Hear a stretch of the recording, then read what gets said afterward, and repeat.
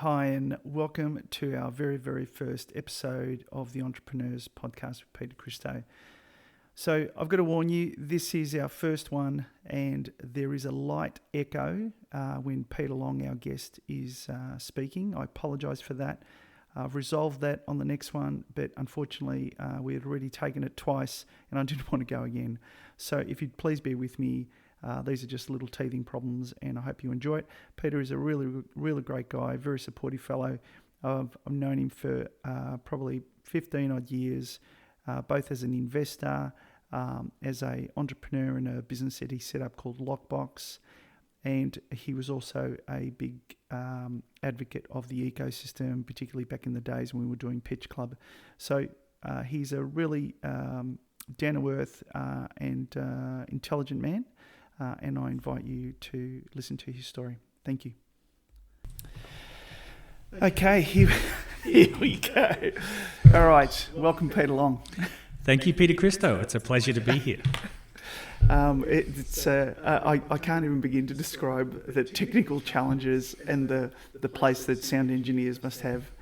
These are not simple software to control for two mics on, especially on the Mac. So thank you for your help. Don't you know, just plug and play? Isn't that what Steve Jobs said? Well, that's right. I actually remember working for Hewlett Packard when I was just straight out of uni, and there was the Mac guy who was there, and he said, Macs always work really well. They just plug and play. Well, guess what?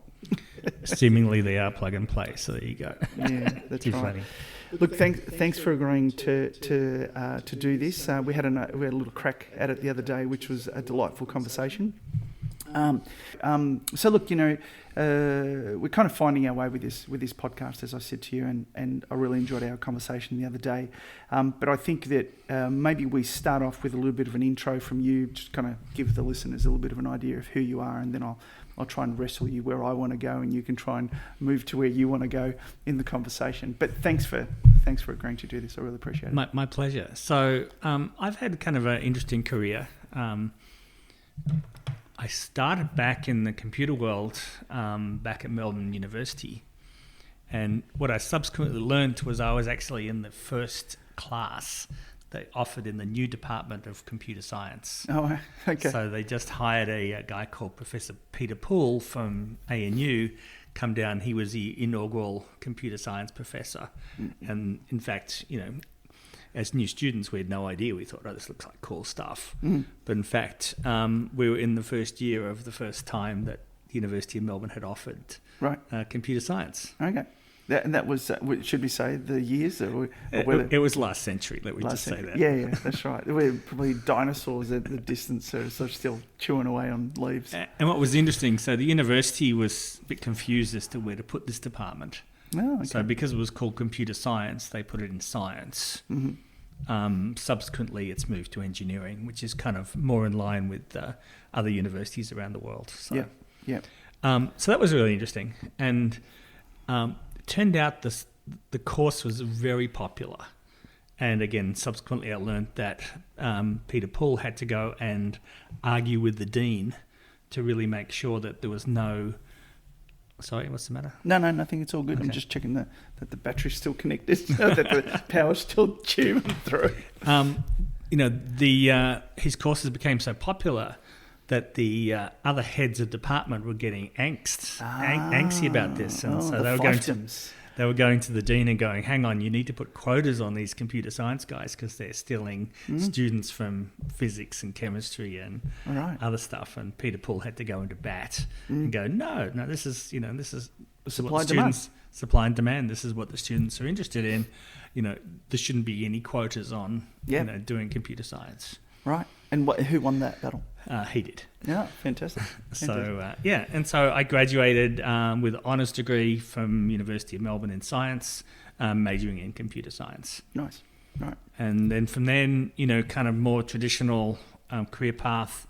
I worked for one of the universities for a few years because that was kind of fun and they were at leading edge. Yep. From there, I went into industry. I worked for a IT reseller. So this was, again, another interesting company. It was founded by an Australian called Peter Jones, who'd spent time in the US. Right. And moving back to Australia, he wanted to kind of bring some of that back. So he set up distribution arrangements with his mates. So this company, sold all kinds of different stuff. And that was my first introduction to computer networking, because a couple of the products were innovative in the computer networking sphere. Yep. Back before Ethernet was a thing. Yeah. Yep. So we are talking last century. Yeah. Okay. And then from there, I ended up at Telstra as a contractor.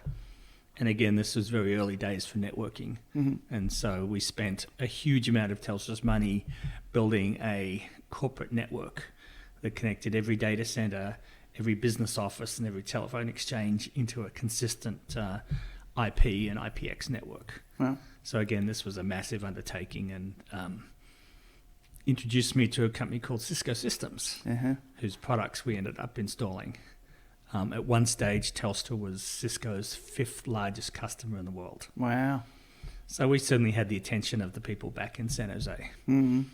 And as part of that, and I think I was a sufficient pain in their side, pointing out the deficiencies of their product and so forth, that I got a phone call one day and said, am I interested in interviewing for a job at Cisco? And I thought, well, that sounds interesting. Yes, I could do this. And it turned out this job was actually based in San Jose in California. Right. So I said to them, yep, I can do that if you can fly me over, and back before Christmas I've got time to take an interview. And I've got to ask this, was that because you didn't know the way to San Jose? Apparently you get on an aeroplane. So I'm trying to remember where San Jose, because there's San Jose and there's San Jose. So this is San Jose, California. It's about 50 miles or 80 kilometres south of San Francisco. Right, okay. So is that, because, okay, and that's down towards the valley, towards Silicon Valley. It is in the middle of Silicon Valley. Yep. So kind of Silicon Valley starts, yep, Palo Alto, that's kind of where Stanford and things are, and then further south into Cupertino, where Apple is, and then San Jose, where many other companies existed. So So I went over, I got interviewed, and I think even before I got home again, there was a job offer sitting on the table. So right, fantastic. Saying come. Yeah. Wow. So I guess, what I'm hearing is that, the traditional sort of career path, but obviously very much engineering, tech head, propeller on top of the head, which suits you very well, as I've, known you for many years now. Actually, I'm going to pull you up on that point. Okay. Because, while it does sound like a traditional tech head approach, one of the things I did while I was contracting at Telstra was I went back to Monash University and completed an MBA degree. Back then? Back then. Oh, wow. Okay. And really the two choices in town, well, there are three choices in town. You go to RMIT, you go to Melbourne Uni, or go to Monash. Yep. The problem with the Melbourne Uni course was, apart from being ridiculously expensive, it was full-time. And I wasn't about to stop working for a whole year to do an MBA. So Monash offered a part-time MBA, which normally would be 4 years. I did it in 3 because they did some acceleration. And so as a result, I could keep working. And at the same time, I could study for my MBA. Okay, so but let me pull you up a little bit on it. So in my little brain, if you've gone, you've done a business degree and you've done a business MBA, and you've done a technical degree in your computer science degree, and then you found yourself in the heartland of the entrepreneurial world in Silicon Valley. Well, in fact, it was because I had an MBA and I was a techie. Right, was they why got you I there. got the job at But Cisco. you got the job. But I guess where I was going to, this being an entrepreneurial type podcast, is that where you got infected with the bug in terms of, I want to play? Because you can do an MBA and go and get a job. You can. And, I think the opportunity that Cisco really gave everybody in the early days was just to be at the coalface of a lot of creation, a lot of innovation, and a lot of firsts. Right. And secondly, because of where it was, you were exposed to innovators and entrepreneurial type people. Cisco at the time was, acquiring companies at a great rate, and so we got to, I did due diligence on a couple of those companies and got to kind of talk firsthand with the entrepreneurs who were being acquired. And as a result, also some of the people at Stanford who were being very innovative and creating products that Cisco acquired. I got to meet some of those people. So, entrepreneurship was kind of in the air big time. And particularly during that period where there was, prior to the .com crash and so forth, there was a lot of people doing some very exciting things. And so it was hard to kind of avoid that kind of vibe. Can you comment on the contrast between coming from little old Australia, which was probably sub 20 million people at that time, and kind of the culture in the US? So I think the reason why Australians got hired a lot into places like Cisco then is that we were very good at doing lots of things. And that was just new. That was just the nature of where we were. We were remote. We had to be self-sufficient and resilient. In the US, you noticed people were much more siloed. They had one role and they really didn't know much outside of their role. Yeah. So that was kind of an interesting perspective on what was going on over there. I actually bumped into that myself when I was in the military. So we would do operations with the Yanks up in far north Queensland, and I found out that my job as a radio operator back in those days was 6 people's job. So there was a guy to set up antennas. There was a receiver of Morse code, a sender of Morse code, which shows my age. There was somebody to run the generators. I can't remember the other two. There was somebody to do VHF, somebody to do HF. It was very bizarre. Okay, yeah. Wow. What are they doing the rest of the day? Sitting there drinking coffee. But you've got 300 plus million people versus little old Australia. Yeah, and I think the other thing that was really quite distinctive was, the Silicon Valley ecosystem is just something that was very unique. So, yes, everyone was siloed, but what it means is you had people who were very, very good at specific doing things. Yep. So if you wanted to build a technology company, you could find the best software engineers, you'd find the best hardware engineers, you could find the best IC designers, you could find the best guys to package it, and the best guys to sell it. And so as a result, kind of success bred success. Yeah. And so it was a perfect place for the entrepreneurs to create businesses, because they knew they could, if it was a good idea and it had really good product market fit, then you could attract the right people, and people would have those skills you need to be successful. And I think, compared to Australia at the time, where, I wouldn't say jack of all trades, master of none kind of philosophy, but, we tended to do everything. And so if you wanted to find someone that did IC design, for example, in Australia, really hard. Yeah, sure. So, but would you agree that there was a point at which you drank the Kool-Aid of, I want to play in the entrepreneurial world? Because some people, I guess, have parents who are entrepreneurs and all that sort of thing, or they kind of, they get to a point in their career that they think this is something that has always been burning inside me. Was the need to go off and be, I guess, a founder? I guess is that having an entrepreneurial nature, and you can have that within a corporation, and there's absolutely nothing wrong with that. You can want to be an entrepreneur, but you've got no skills, right? So it's aspirational, or you can, I guess you can acknowledge that within your character, within your DNA, and then use the skills that you've got and you've acquired to go off and actually execute that. Was there a transition point for you, or did you always think that you would inevitably do something that's a little bit creative, or was it always there?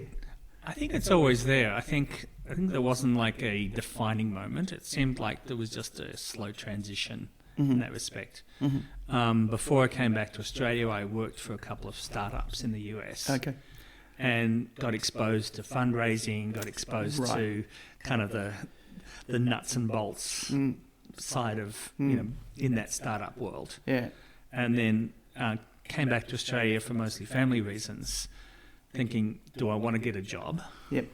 Or do I want to go do something kind of, based on all the things that I know and I've learned? Did you? And so I really didn't actually go looking for jobs. I ended up kind of continuing that journey, as it were, towards, what's something that looks like a really interesting problem to be solved, looks something that, from the research appears to be a problem in the marketplace, and can we go do something about it? Yeah, okay. And so as a result, I did probably continue that journey into the entrepreneurial world. Yeah, okay. So did you have to bring your wife along for the ride? Did she have to buy in, or you just said, look, I'll do whatever I do? She was fine with what I was doing. I mean, she wasn't really saying you got to go get a job or no, you shouldn't do the startup. She was always been supportive, and that's. I think that's a great help because there's been a lot of research into the stress of being an entrepreneur, particularly in a place like Australia, and having solid family support, someone who's going to support you when you go home at night. I think is hugely important in terms of being, making forward progress. I can attest to that. but this is not about me. So maybe sort of going back to culturally, you got back in the mid 2000s. So what you saw before in Australia, what you experienced in the eye of the tornado in Silicon Valley, and then coming back, and then I guess over the last 15, 20 years, what's been happening in Australia, maybe talk a little bit about what you've seen that's changed. Because we met during Pitch Club days back in 2007, I think it was. So, we went through a fundraising process with the startup here in Australia. And at that time, there were very few institutional investors, and we call them VCs or angel funds or whatever else. There were very few. There was in Melbourne, there was Melbourne Angels and maybe 3 or 4 VCs. Right? Well, I remember there was Starfish Melbourne Angels and Jolly Mont. Yeah. I've still got them on my phone. And in Sydney, Southern Cross, right? And during the period between then and now, you've seen those kind of really mushroom into a whole plethora of things. Bill Barty, who was one of the partners at Southern Cross, has gone on to do, amazing things with Blackbird and, some of the other funds. So as a result, you've kind of seen a mushrooming. And I think partly because people have gone, actually, Australians can go build these things and have world-class products. And we've seen that with Atlassian and Canva and other people like that. Also, Aconex in the construction business, Lee Jasper and Rob Philpott. So as a result, you've kind of seen this blossoming. And so now, to some degree, there's a lot of opportunity to find VCs. Now, it's still hard to pitch to them, and they're still only going to do, Well, they've each got their wheelhouse. They've got their area, They'll still only do 5 or 6 investments a year, but... to your point, they're much more focused. So I'm familiar with funds that look at, for example, university technology, picking the things that are going to do well out of those and commercializing them. You've got Main Sequence working with Cyro. You've got other people, like there's some Sydney firms that only work with B2B SaaS models. Right. And so, if you know what you're doing and where your opportunity is, then you can go talk to them, because then they go, well, this is what we're interested in. Let's see if you've got a business. So to answer your question, the last 10, 15 years has just been, I think, a very mushrooming of both entrepreneurs and the funding. And so I think that's really added to the entrepreneurial ecosystem here. And do you know if the money's come from the institutions? Is that external capital that's coming into Australia to fund these, or is it just our institutions are exposing part of their portfolio into the more further up along the risk curve? Yeah, when I said institutions, I just meant VC firms. How are the VC firms funded? Widely. Some of them are getting money from the universities and superannuation funds and so forth like that. Some of them are government funded. Some of them are just funded by high net worth individuals who are looking for portfolio diversification. And things like the angel groups, they're just mostly individuals, but they're not committing millions and millions of dollars to a fund. They're putting in 10, 15K or something like that. And it sounds like the high net worths, traditionally they probably wouldn't be as active in exposing their portfolio. They take more traditional approach here in Australia, at least. Well, I think the other thing is, in Australia, which is kind of unique, is this idea of a self-managed super fund. So again, a lot of people who were probably doing well in life set up their own personal self-managed super funds, and as a result, they could make decisions to diversify that portfolio. So instead of just buying stocks, they could go, I'm going to put some of this into an angel fund or in art or property or whatever. And so as a result, those funds the self-managed super funds were able to also invest in the ecosystem. Yeah, so I think that's probably uniquely Australian, but certainly, in terms of the opportunities. Yeah. And I think the other thing that needs to be said, and kind of relates to what you know, is the role of government here. And I'm going to look at two aspects of that. One is probably less well known, is the opportunity for investors to get great tax breaks by investing in early stage funds.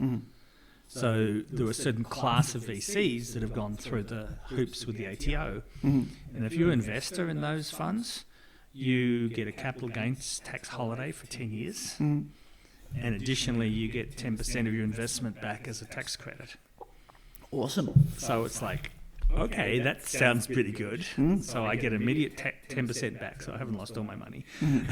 But, on the assumption that these guys know what they're doing, and these guys have a couple of good exits, then I'm not paying capital gains on that. Yeah. So that's really made it quite attractive for investors to invest into this space. Okay. And that's kind of interesting from a government perspective, because I don't know any other country that does that particularly. Maybe the Brits do it, I think. Possibly. But certainly the Americans aren't that generous. No, that's right. They'll take. And then I think the other aspect is obviously, the whole setup around grants, right? From export grants to commercialisation grants to industry-specific grants. There's been a lot of assistance from the government to help people move forward. So maybe that's a good segue into the venture that you did, that I was a little bit involved in with Lockbox. Maybe talk about how that came about. I know you went to the Accelerating Commercialisation Program. How valuable was that for you, and what the journey was with regards to Lockbox? So Lockbox was a zero trust file transfer idea. It was probably a decade early. Yeah, I'd agree with that. Because we actually need it now, as opposed to a decade ago. And realistically, the majority of the customers back then who cared were in law enforcement and justice and people like that. Sort of the need for privacy hadn't really worked its way through into the public consciousness. Well, we hadn't lost our privacy at that stage. But also, there was legislation requiring it. But as I was talking to one of my lawyer friends this week, she goes, I don't know anybody that's ever been prosecuted under the Privacy Act. That's right. And if the government asks, what should we do more? It's like, well, actually enforce the laws you have would be a good start. Yeah. As a result, it didn't really find product market fit. But along the way, in terms of the funding journey, certainly the government was very helpful in terms of the Commercialisation Australia grants. That's what they're then called, I think. Yep. They helped both hire a CTO because there was a experienced executive grant that we were able to tap into. Yep. And also just provide matching funding that we could go back to our investors and go, hey, here's a project plan. It's a good idea for everybody, and we need the money. Are you up for it? And so that process was good in just helping to refine what we were doing, why we were doing it, and what the benefits were. Yeah, sure. And certainly the money was very helpful. Yeah, okay. And in terms of then getting venture capital, did that help? Yeah, so we had some early money in before that, and then as a result of getting the grant, which, as you know, requires matching funding, we were able to go back to our initial investors and said, if you put money in as a follow-on, it gets matched by the government. This is a really good it's a really good idea. Yep. So in fact, it was relatively straightforward to go back to the investors and say, can you give us matching funding? And I think without the grant, it would have been much harder to have had those conversations. Okay. So clearly you've been exposed to, the machinations of startups, Silicon Valley, good education, good balance between business and tech. So what was lacking, if anything, when you were getting Lockbox going? So I guess was it a capability around marketing? Was it a capability around managing the team? Was it a capability around, administering? Where was was it around R&D and kind of herding the cats? Because, you're surrounding yourself with a lot of very smart people. Where were the challenges for you? So there were obviously a number of challenges. One was we probably didn't do as good a job of really clarifying the product marketing fit at the beginning. Okay. There were lots of people who said this is a good idea and yes, I would buy it. Mm-hmm. And there's a wonderful book out called The Right It now, which kind of really expounds this. Mm-hmm. And, the author of that book went through the same journey, which was lots of people are happy to say yes. You actually need to get proof in the form of cash from their pocket to actually decide whether they're actually going to make... That's the money shot. The money shot, right? And the corollary of that is you really have to go out of your way to find people who don't like the idea. Okay. Who will go out of their way to say, this is a really stupid idea for the following reasons. Right, okay. And rather than just saying you're an idiot, you don't see the vision, Yep. you should sit down and listen to them and go, well, why do you think that? Yep. And pick that apart a bit longer. Mm-hmm. And I think to some degree it's the right it problem again. People are always willing to go, oh, mate, that's great, you should do that. Whereas people aren't as willing to tell you why your baby's ugly. Yeah, that's right. And I guess I've seen this firsthand on a number of projects that I advise on with the AC program. So it's not just validating that the widget's going to work, validating that the pricing model is going to work, that the market that you're pitching to, the market fit is going to work. So all those need to be validated, not just that this thing's green lights right across. Fantastic, it's working. And somebody willing to stick their hand in their pocket, at least those first customers, you say, okay, we've got one cohort of customers that we can now scale. We're going to have to probably move across into other segments, but with the evolving nature of our product. But at least we've got the first one right. Yeah, and we had some technology challenges as well, because we originally chose a programming language which we felt had broad applicability, and it was one of these languages that ran on a number of different platforms. So we'd go, great, let's pick that, rather than picking a platform-specific language. Yep. Unfortunately, that language kind of quickly became persona non grata with a number of people in the industry, mostly due to the fact it had some security issues and other stuff. Yeah. And as a result, we had to kind of obfuscate the fact we were using that by wrappering it back into native implementations again. Right. So, we probably lost some valuable time by making what seemed to be a right decision in terms of optimizing our engineering resources and not having a crystal ball that realized that actually this technology was going to go on the nose shortly and we shouldn't be using it. So that was kind of annoying, but I'm not sure how we could have addressed that sooner, to be honest. Yeah. I know for some things you just can't. I guess that's why you need they call it a forgiving strategy. Forgiving strategy. Right, and that's really about runway. And I think the other problem was that to some degree we had based the market demand side of the operation on the basis of regulation and legislation. Yeah, okay. And both here and in the US, it was pretty apparent that while the letter and the spirit of the laws and regulations required the use of a product like we built, there was no enforcement. Yeah, okay. Either here or in the US, and so people go, well, no one really cares. Why would I bother? Well, I guess that goes back... And that kind of, But that was that market. I mean, would it be fair to say that you could have sold it to law enforcement instead and just focused your energies there? We could have, but again, there wasn't quite enough of them in the markets we were talking to. Right, okay. Whereas now they're scrambling. And again, back then, it was really just Department of Justice who cared because they were worried about, the stuff that, was quite sensitive. Yeah. And they loved the fact we had a zero knowledge, zero trust approach. Did they buy it? They bought it. They were a customer, yeah. Right, okay. But then, you go talk to, well, who else would care? Do the police care? They should care. They didn't. Right. And we've seen the failings of the police force in recent times in terms of data and, approach to problem solving. So, again, culturally, they should have been all over this, but, historically and logistically, it just wasn't the right time. Yeah, okay. And I think, if you look at what makes companies successful or not, a lot of it when you really ask the entrepreneur what made them successful, and a lot of times it's good timing. Oh, timing is imperative. It's okay to be a little bit early, but way too early. You're just, you're sitting there. A quarter of a century's got to pass before you're there. And if you're too late, then you're too late. Yeah. So what advice would you give somebody starting out now who's sort of kind of, making the leap into a new venture, particularly if they're operating in Australia? I'm going to go back to The Right It, this book. I'll get the author for you. Yep, I'll put it in the show notes. In the show notes, that's it.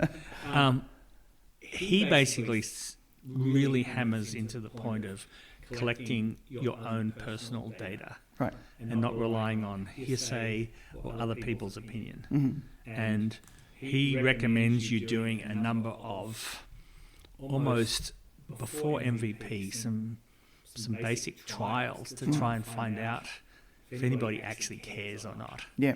And he gave some great examples in his book. One was IBM thought that they should build a device that does automatic transcription for executives. Right. Because back then in the day, people recorded into dictaphones and then went down to the typing pool. Yeah. So they actually built a fake box. Right. Put it in some guys' offices. The fake box actually was just a pipe to a secretary in the next room who was typing. Right. Oh, nice. And they just wanted to see whether people would actually use it. Yep. And the feedback from that was they didn't like it. All right. Why? Just the human aspect, or there's something new or whatever. And basically, instead of building this massive product, which would have been a complete failure, they ran this trial for a couple of months in different places, and no one liked it. No one wanted it. I think that's extraordinarily smart to do it that way. There was another use case where back in the the 90s, when the web was just appearing, internet, and that was, I can't remember who it was, but they were looking at selling a car. Can we sell a car online? Yeah. So rather than going off and building a big e-commerce, so they just set up a web page, put a photo of a BMW, a really nice BMW, and just put it, I think, for $5,000 less than the list price. Right. And then when they got an order, somebody put through, no, I want to buy it. All right. They basically went and bought one at list price, and gave it to them at so basically the experiment cost them $5,000. Right. And it's those kind of things where you can actually test the market. And another example, the book gave a hypothetical about running training on buses. Yep. So we talked about Silicon Valley before. A lot of the Silicon Valley businesses are down in the South Bay, in San Jose. Yep. A lot of people want to live in San Francisco because it's hip and cool. Yep. It's an hour commute. I recall. No one wants to sit on 101 for an hour. Yep. So Google and all these people rent buses. Right. These massive buses, and they just drive them up, pick up people in San Francisco and drive them down to the office. Right. And the buses have got Wi-Fi and comfy seats, and the guys sit there and tap away. And the idea was, well, could I run training classes on the bus? Right? These guys are sitting there for an hour on the bus. Yeah, teach them something. And so again, they just ran an experiment. Yep. Would you pay, $50 or $250 for a 2-week course on the bus? And like you said, put up a web page, put up some courses, see how many people signed up, and then if they actually found people signed up, they go find an instructor and run the class. Yeah. First, but again, instead of building up some large complicated idea and pitch decks and all the rest of it, they just went out and just found out if does anybody care. Yeah, do the prototype version of it. I've got him, Ian McGregor. He's a business mentor. He says, catch the hare first. Yes. Then worry about how you're going to cook it. And so I think the advice is not to get stuck into the all the minutiae and all the extra bits you got to do. You've really got to go and see if anybody cares. Yep. And if you're writing software, that might mean you have to build something that kind of looks like what you think it's going to do. Yeah. Maybe there's a bunch of don't look at the man behind the curtain. Yeah, string and chewy and masking tape and whatever it is. Yeah, you know, just as long as it looks like it goes bing. You know, like the order actually ends up on a fax machine that someone reads. Or Yeah, you know, whatever. Yeah. But the point is, you actually want to test the market and put some prices out there and just see if anybody cares. Yeah. And I think that would be my suggestion. Yeah, fantastic. All right. Well, we might call it there. Thank you very, very much. I do believe you're going to be #001. And look, you know, we'll see how we go, and we'll have you back and as maybe a regular commentator as well. So well, it's been a pleasure. And